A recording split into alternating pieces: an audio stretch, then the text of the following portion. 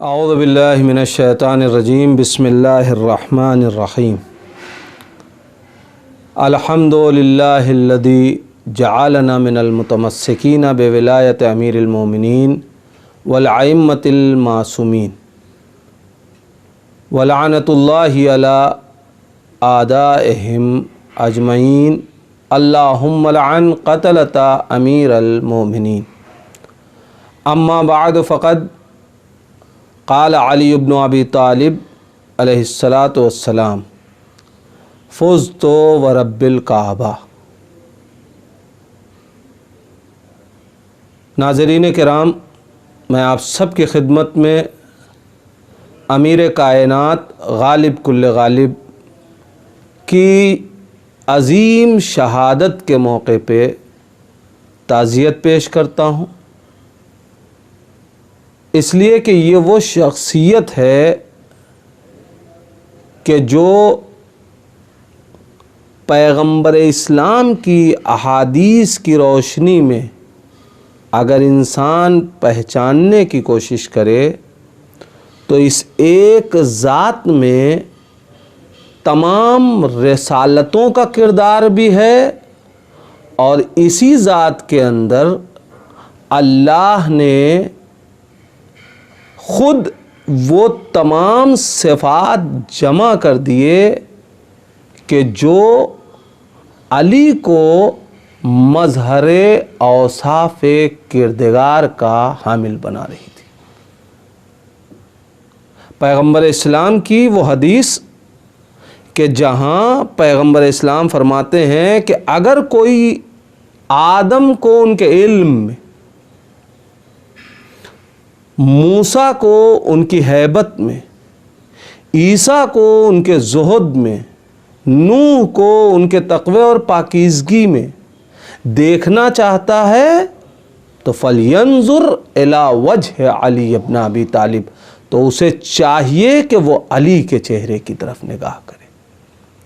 اس کا مطلب یہ ہے کہ امیر کائنات تنہا ایک ذات کا نام نہیں ہے، بلکہ تمام رسالتوں کے گلدستے کا نام ہے علی۔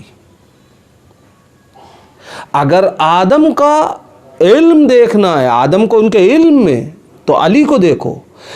اس کا مطلب یہ ہے کہ اگر اس دور کا کوئی آدم ہے تو وہ علی ہیں، اگر اس دور کا کوئی نوح ہے تو وہ علی ہیں، اگر اس دور کا کوئی موسیٰ ہے تو وہ علی، اس دور کا کوئی عیسیٰ ہے تو وہ علی ہے۔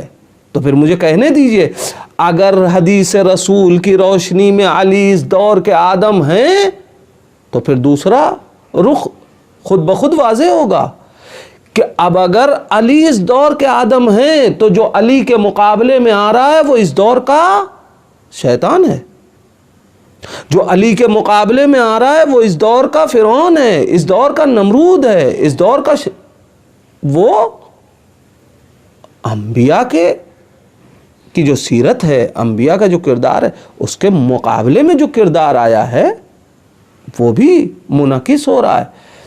لہٰذا علی سے محبت تمام نبیوں سے محبت ہے، علی سے بغض تمام نبیوں سے بغض ہے۔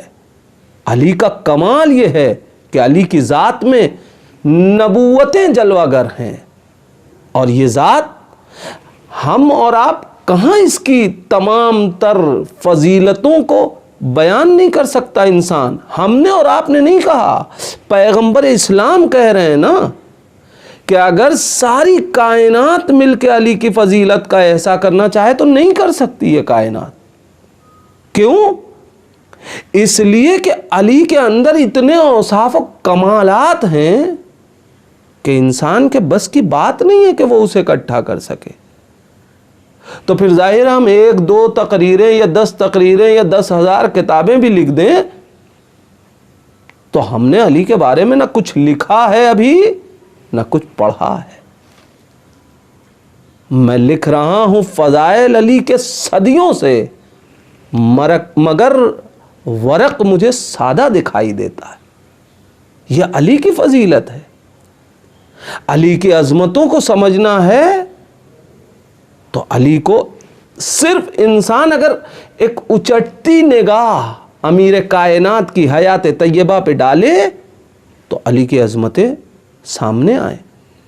یہ کون ہے؟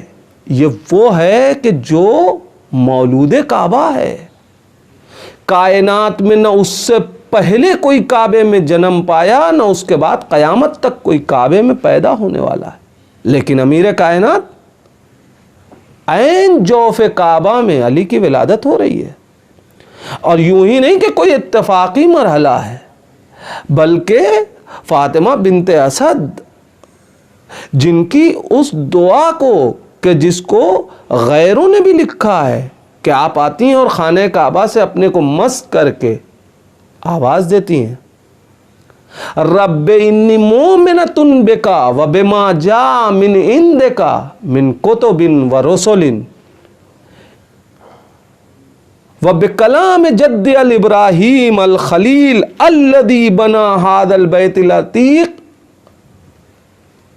اے میرے پروردگار، انی مومنۃ بک، تو جانتا ہے کہ میں تجھ پہ ایمان رکھتی ہوں. اللہ رے فصاحت و بلاغت فاطمہ بنت اسد یہ نہیں کہہ رہی ہیں کہ میں تجھ پہ ایمان لائی ہوں یا لاتی ہوں.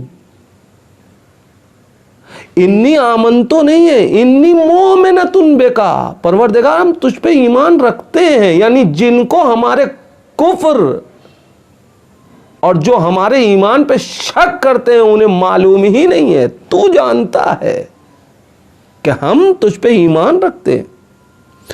اور صرف تجھ پہ نہیں، وَبِمَا جَاءَ مِنْ عِنْدِكَ، اور جو کچھ تیرے یہاں سے آیا ہر اس چیز پہ ایمان ہے میرا. وہ کون سی چیزیں ہیں؟ من کتب و رسول، چاہے وہ کتابیں ہوں تیرے یہاں کی اور چاہے رسول ہوں. یعنی تمام کتابوں پہ ایمان ہے، تمام رسولوں پہ ایمان ہے. کوئی آدم کی قوم میں سے ہے، کوئی نوح کی قوم میں سے ہے، کوئی عیسائی ہے، لیکن فاطمہ بنت اسد آواز دے رہی کہ ہم وہ ہیں کہ جو تمام کتابوں پہ ایمان رکھتے ہیں پروردگار، تمام رسولوں پہ ایمان رکھتے ہیں. اور صرف یہی نہیں، وَبِكَلَامِ جَدِّ الْإِبْرَاهِيمَ الْخَلِيلِ، اور اپنے جد ابراہیم کے کلام پہ بھی ہم کو یقین ہے. فاطمہ بنت اسد جناب ابراہیم کو اپنا جد بتا کے بتا رہی ہیں کہ دنیا والوں یاد رکھنا، ہم وہ نہیں ہیں کہ جس کا شجرہ معلوم نہ ہو. ہماری نسل جناب ابراہیم سے مل رہی ہے، ہم نبوتوں کے وارث ہیں. پھر اس کے بعد کون ابراہیم؟ ہو سکتا ہے کہ دنیا یہ سمجھ لے کہ کوئی اور ابراہیم، لہذا وضاحت کر دی. بکلام جد الابراہیم الخلیل الذی بنا ھذا البیت العتیق، جس نے اس گھر کو بنایا ہے، کوئی دوسرا ابراہیم نہیں. پروردگار اللہم بحق ھذا المولود الذی فی بطنی، اے میرے پروردگار وہ بچہ جو میرے شکم میں ہے اس کے واسطے سے تجھ سے دعا کر رہی ہوں کہ ہماری مشکل کو آسان کر دے. یہ کون بچہ ہے جس کو تاریخ نے آگے بڑھ کے بتایا ہے کہ یہ مشکل کشا ہے، یہ مشکل کشائے کائنات ہے، یہ حلال مشکلات ہے. مگر اللہ رے معرفت فاطمہ بنت اسد ساری کائنات نے اس وقت علی کو بحیثیت مشکل کشا جانا کہ جب رسول اسلام ناد علی پڑھ چکے، مگر فاطمہ بنت اسد اس مومنہ کا نام ہے، اس عارفہ کا نام ہے کہ جو شکم میں ہیں امیر کائنات اور کائنات کو خبر دے رہی ہیں کہ یہ مشکل کشا ہے. اس وقت علی کے صدقے سے دعا کر کے یہ وہ علی کائنات میں قدم رکھ رہا ہے، کائنات متحیر ہے. یہ وہ علی ہے کہ جو 3 دن خانہ کعبہ میں مہمان خدا بن کے رہا. یہ وہ علی ہے کہ جس نے پہلا کلام کیا ہے تو خدا کی کتابوں کی تلاوت کی ہے. ماں وہ ہے جو کتابوں پہ ایمان رکھتی ہے، بیٹا وہ ہے جو کتابوں کا عالم ہے. یہی نہیں، اس نے آنکھ کھولی ہے تو پہلی زیارت جس چہرے کی ہے اسے روح مبارک رسالت کہتے ہیں. کون اس عظیم ہستی کی فضیلتوں کا احساس کر سکتا ہے؟ یہ وہ علی ہے کہ جس نے مکے میں کفر کے ماحول میں رسول اسلام کی نصرت کی ہے. دعوت ذوالعشیرہ میں رسالت کا گواہ بنا ہے.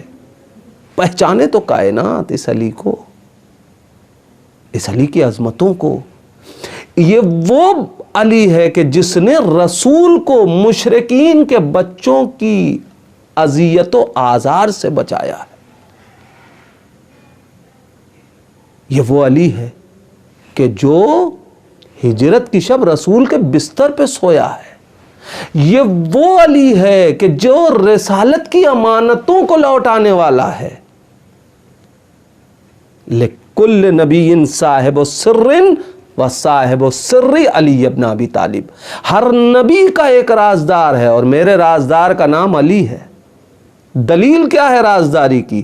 رسول ہجرت کر رہے ہیں حکم خدا سے تو کہہ رہے ہیں علی جب کل فواتم کو لے کے آنا تو لوگوں کی امانتوں کو واپس پہنچا دینا. کوئی تاریخ بتائیے کہ پیغمبر اسلام نے امیر کائنات کو کوئی فہرست دی ہو کہ کس کی کتنی اشرفی ہے، کس کے کتنے جانور ہیں، کس کی کتنی کون سی دولت ہمارے پاس ہے. صرف اتنا کہا ہے امانتوں کو پلٹا کے آنا، اور امیر کائنات نے سب کی امانتیں پلٹا دی. دلیل کیا ہے؟ اگر کسی کافر کی امانت نہ پلٹائی ہوتی تو جب علی رسول فتح مکہ کے وقت مکے میں آئے ہیں تو کوئی کافر تو بڑھ کے کہتا اے رسول راتوں رات چلے گئے، میری امانتیں نہیں واپس کی. امیر کائنات رسول کے راز سے واقف ہے. وہ جانتا ہے کہ رسول کس کی کون سی امانت رکھے، امانتوں کو پہنچا رہے ہیں. یہ ہے مکے کی حیات علی کی. لیکن انسان اگر تاریخ کو پہچانے، میں صرف سلسلے وار امیر کائنات کی حیات کے اوپر تاریخ کے ایک منظرنامے کو پیش کر رہا ہوں کہ ہمیں پہچاننا چاہیے کہ علی کس ذات کا نام ہے. ہجرت سے پہلے مکی زندگی ہے پیغمبر کی، اور ہجرت کے بعد اب مدنی حیات شروع ہو رہی ہے. پیغمبر اسلام ہجرت کر رہے ہیں، مدینہ آ رہے ہیں. نبی کا جو دوسرا وطن بن رہا، مقام قباء پہ امیر کائنات سے ملاقات ہوئی. امیر کائنات کے ساتھ علی مدینے میں داخل ہوئے، اور اس کے بعد اب یہاں سے مدنی زندگی کا آغاز ہو گیا. ہجرت کا دوسرا سال عالم اسلام کی پہلی جنگ، جنگ بدر، جہاں ایک بڑا لشکر، کس بنیاد پہ؟ جو لوگ کل شب ہجرت رسول کو قتل کرنے کی سازش رچ رہے تھے، جب وہ اپنی سازشوں میں ناکام ہو گئے تو اب رسول اسلام سے علنی طور پہ جہاد کرنے نکل آئے. ابھی عالم اسلام کے پاس بہت بڑی تعداد نہیں ہے، مگر اس جنگ میں بھی اللہ نے علی کے ہاتھوں اسلام کو وہ عزت بخشی ہے کہ کائنات متحیر ہے. اس ایک جنگ میں کہ جہاں 70 سے زیادہ مشرکین قتل ہوئے ہیں، اس میں اکثریت امیر کائنات کے ہاتھوں قتل ہوئی ہے. یہ پیغمبر اسلام کی حیات میں پہلی ابھی جنگ ہے اسلام کی، جسے جنگ بدر کہتے ہیں. اس جنگ میں مولائے کائنات نے مشرکین کے سرداروں کو قلع قمع کیا ہے. اور اس کے بعد اسی ہجرت کے دوسرے سال جو ایک بہت بڑا واقعہ رونما ہو رہا ہے، جو امیر کائنات کی زندگی میں ایک نیا باب کھول رہا ہے، وہ کیا ہے؟ مولائے کائنات کی جناب زہرا سلام اللہ علیہا سے شادی، پہلی ذی الحجہ. یہ ہجرت کے دوسرے سال مولائے کائنات کی شریک حیات بن رہی ہیں فاطمہ۔ ابھی تک اگر امیر کائنات رسول کی خدمت کر رہے ہیں، اگر محاذ جنگ پہ جا رہے ہیں، دشمن کا مقابلہ کر رہے ہیں، تو یہ ایثار ابھی تک علی کا تنہا ہے۔ مگر اب چونکہ سیدہ شریک رسالت ہونے کے ساتھ ساتھ مولائے کائنات کی شریک زندگی ہیں، لہٰذا اب علی کے سر جناب زہرا کی ذمہ داری ہے۔ مگر اللہ رے ایثار، سیدہ منع نہیں کرتی، محاذ جنگ پہ ہر جنگ میں علی سامنے ہیں، ہر جنگ پہ امیر کائنات آگے ہیں۔ ہجرت کا تیسرا سال کہ جہاں جنگ احد پیش آ رہی ہے، وہ جنگ کہ جہاں 80 سے زیادہ مسلمان شہید ہوئے ہیں، یہ وہ جنگ ہے کہ جہاں پیغمبر اسلام کی نافرمانی کی بنیاد پہ اسلام کا جیتا ہوا لشکر ہار کی کگار پہ پہنچ گیا، یہاں تک کہ لوگوں نے پیغمبر اسلام کو بھی مشرکین نے زخمی کر دیا، اور شیطان کی آواز بلند ہو گئی قد قتل محمد، مگر وہاں بھی امیر کائنات ہیں جنہوں نے جنگ کے اس ماحول میں رسول اسلام کو اپنے ہاتھوں پہ بلند کر کے کہا کہاں جا رہے ہو تم لوگ، رسول زندہ ہیں۔ اور مولائے کائنات کے اس جذبے کے ساتھ پیغمبر اسلام کی حفاظت کی، اور پیغمبر نے امیر کائنات سے سوال کیا یا علی جب سب چلے گئے تو تم کیوں نہ گئے؟ علی نے عجیب جواب دیا، اکفر تو بعد الایمان، یا رسول اللہ کیا ایمان لانے کے بعد کفر اختیار کر لیتا؟ اس کا مطلب جو رسول کو میدان جنگ میں چھوڑ کے جا رہا ہے وہ کافر ہو رہا ہے۔ لہذا مگر علی ہیں کہ جو رسول کی حفاظت کر رہے ہیں۔ اس جنگ کے بعد پھر تاریخ آگے بڑھتی ہے، ہجرت کا 5واں سال ہے کہ جہاں جنگ بدر ہو چکی، جنگ احد ہو چکی، اور اب جنگ احد اور جنگ بدر کے ہارے ہوئے مشرکین جہاں اب ان کی سرداری کے اوپر حرف آ رہا ہے کہ اتنا بڑا لشکر اسلام کے چھوٹے سے لشکر کو ختم نہیں کر سکا، وہاں اب ابو سفیان نے ایک عجیب سازش رچی۔ اب صرف مشرکین نہیں، مختلف حزب کے لوگ، مختلف مذہب کے لوگ، سب کو اکٹھا کیا۔ اسی لیے اس جنگ خندق کو جنگ احزاب بھی کہتے ہیں، یعنی حزبوں کی جنگ، جہاں تمام تر لشکر مدینے کی طرف کوچ کر رہا ہے۔ پیغمبر اسلام نے پھر وہی دفاعی صورت حال اپنائی، اور مدینے کے اطراف میں پیغمبر اسلام نے خندق کھود دی اور اس میں آگ لگا دی۔ لیکن عمرو ابن عبدود اس خندق کو عبور کر کے پیغمبر اسلام کے خیمے تک آیا، اور آنے کے بعد پیغمبر اسلام کے خیمے کی چوب پہ نیزہ چبھا کے اس نے مبارز طلب کیا، اور مسلمانوں کو تنزیہ طور پہ خطاب کر کے کہتا ہے کہ تم لوگ کیوں نہیں آتے؟ اگر ہم کو قتل کر دو گے تو غازی فاتح، اور اگر قتل ہو جاؤ گے تو شہید، مگر پھر بھی نہیں آتے۔ اور اب قرآن اس وقت کی کیفیت کو بیان کر رہا ہے کہ ایسے عالم میں پیغمبر اسلام نے جب اس کی جسارت دیکھی اور کہا من لہذا الکلب، اس کتے کے مقابلے میں کون جائے گا، تو ایسے میں بھی لوگ سر کو جھکائے بیٹھے ہوئے عمرو ابن عبدود کی شجاعت کا قصہ سنا رہے ہیں۔ قرآن کہہ رہا ہے لوگ اس طریقے سے ساکت اور اس طریقے سے منجمد بیٹھے تھے کہ جیسے ان کے سروں کے اوپر طائر بیٹھے ہیں کہ اگر سر ہلا دیں گے تو ابھی یہ پرندہ اڑ جائے گا۔ ایسے ماحول میں بھی انا یا رسول اللہ کہہ کے اگر کوئی ذات اٹھی ہے تو وہ علی ہے۔ جس موقع پہ پیغمبر اسلام نے فرمایا ہے ضربت علی یوم الخندق افضل من عبادت الثقلین، جس جنگ میں پیغمبر اسلام نے فرمایا ہے کہ جو آج علی کی کامیابی کی خبر لائے گا میں اس کو جنت دوں گا، یعنی پیغمبر اسلام جنگ خندق میں ایک اور پیغام دے رہے ہیں کہ علی کی فضیلتوں کو اگر بیان کرو گے تو ہم تمہیں بہشت انعام میں عطا کریں گے. جو آج علی کی کامیابی کی خبر لائے گا اس کو جنت دیں گے. ضربت علی یوم الخندق افضل من عبادت الثقلین. یہ حدیث پیغمبر اسلام کی صرف ہماری کتابوں میں نہیں ہے, انہوں نے بھی لکھا ہے کہ جو عامت المسلمین ہیں.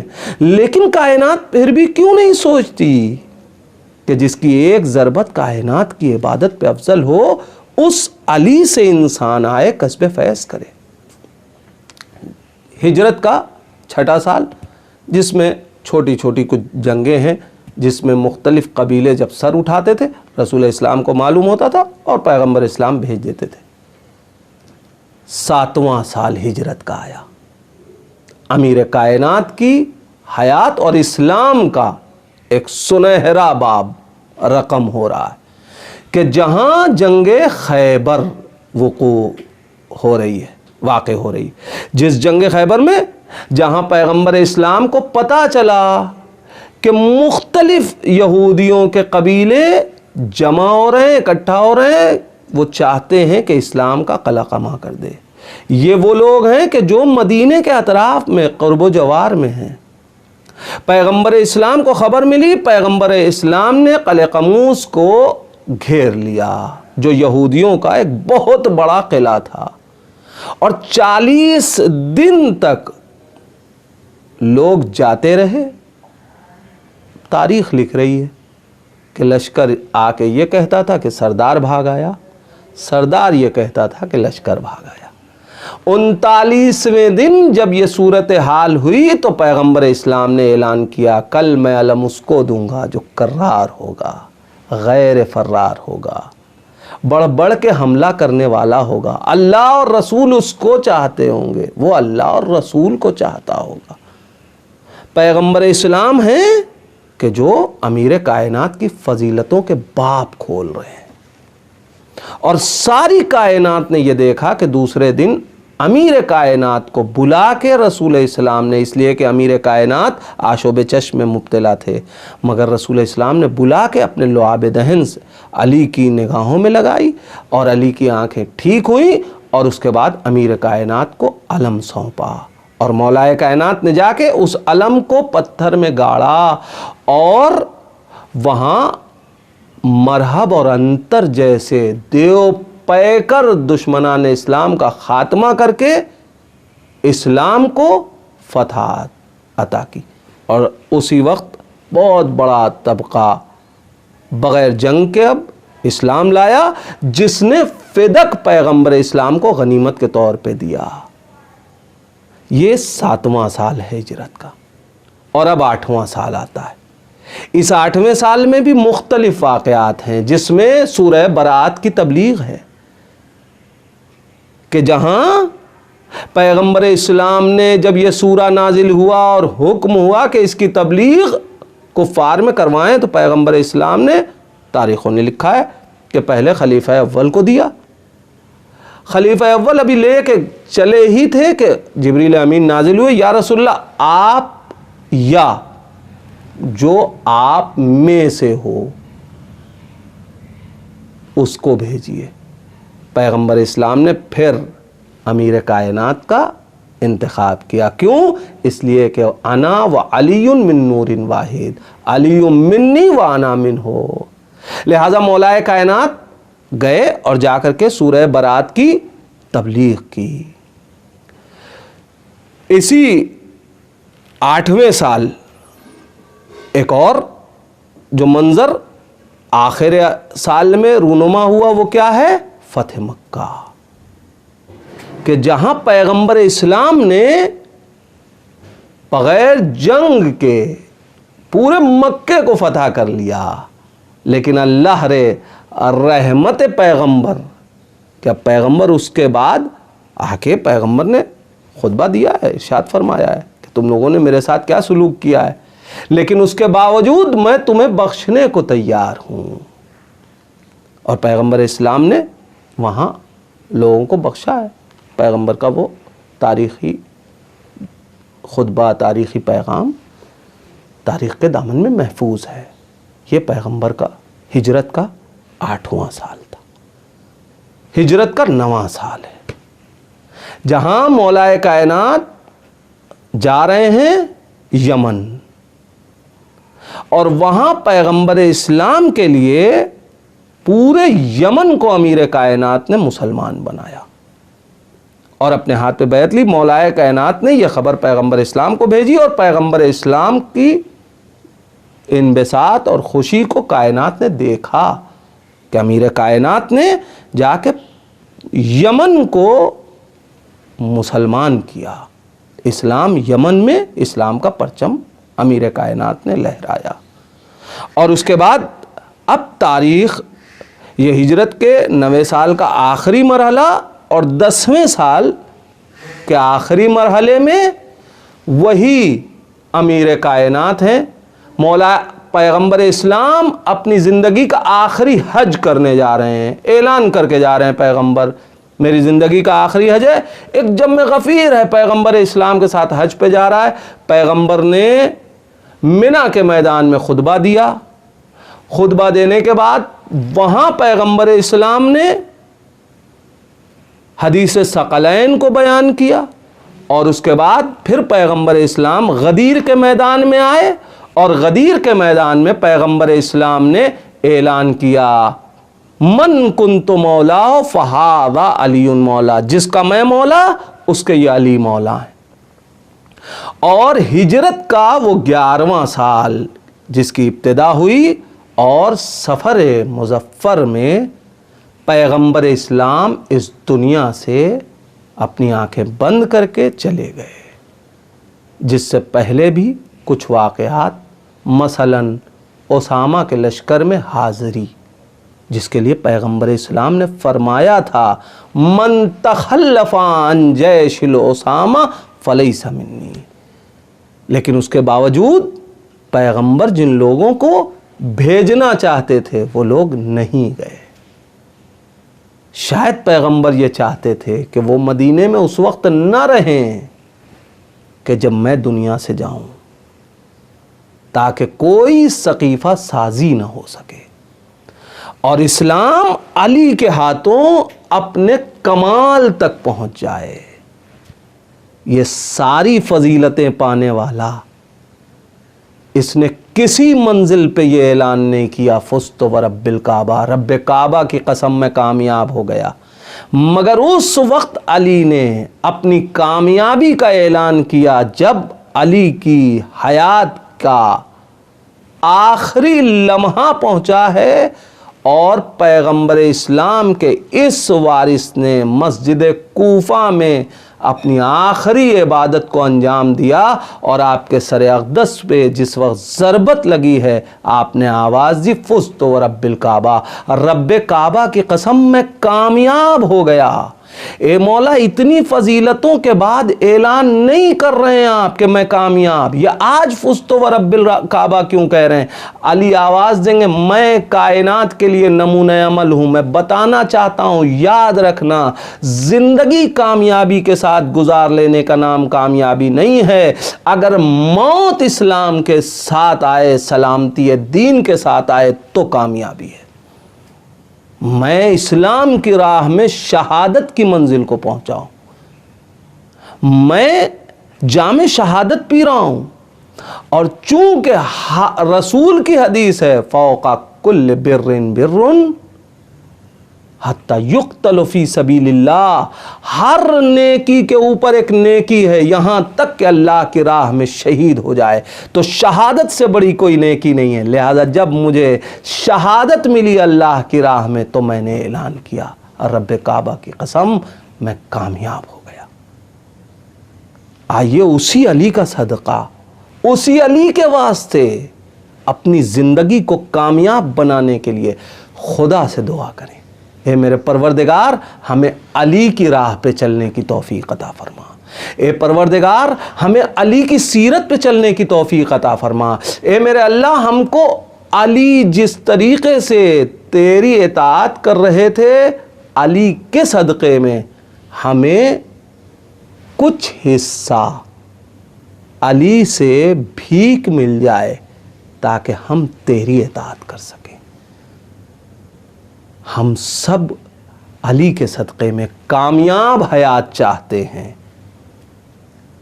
ہم یہ چاہتے ہیں کہ جیسے علی نے تیری بارگاہ میں اپنے سر کو جھکائے رکھا، میرے پروردگار ہماری زندگی کی سانسیں قضا ہو جائیں مگر تیری عبادتیں قضا نہ ہوں۔ اے میرے پروردگار ہماری زندگی ختم ہو تو تیری اطاعت پہ ختم ہو، تیری فرما برداری پہ ختم ہو۔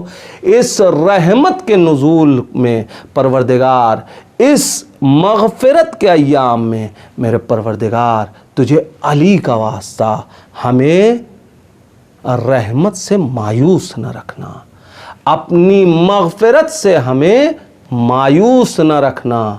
اللہم لا تجعلنی محروما، اے میرے پروردگار ہمیں محروم نہ رکھنا۔ اللہم اجعلنی من المرحومین۔ معصومین ماہ مبارک رمضان جب وداع ہوتا تھا، گزرتا تھا، تو یہ جملہ بار بار کہتے تھے، اللہم اجعلنا من المرحومین ولا تجعلنا من المحرومین۔ اے پروردگار انہی معصومین کی زبان کے اس نکلے ہوئے جملے کی آبرو کا واسطہ پروردگار ہم سب کو بھی ماہ مبارک میں مرحومین میں قرار دینا، محرومین میں قرار نہ دے۔